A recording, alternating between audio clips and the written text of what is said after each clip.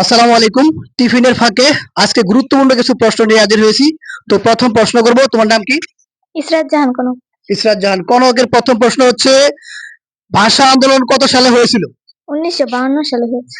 1952 সালে। উত্তর কি সঠিক? জি। তাহলে সবাই তালি দেবে একটা। এবার বলতে হবে 1952 সালে ভাষা আন্দোলনে কয়েকজন শহীদের নাম।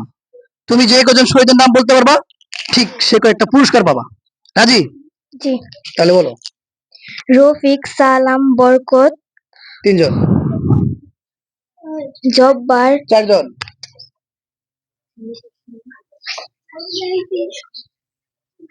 কয়জন হয়েছে? 4 জন। কয়জন হয়েছে? 4 জন। 4 জন নিব। আরো আছে না অনেকেই? জি।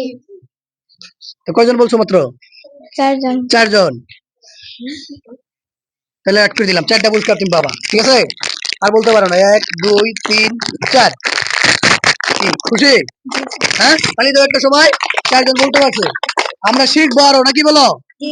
হ্যাঁ, সবার নামই আমরা শিখবো। এটা আমাদের ইতিহাস থেকে জানতে হবে না? জি।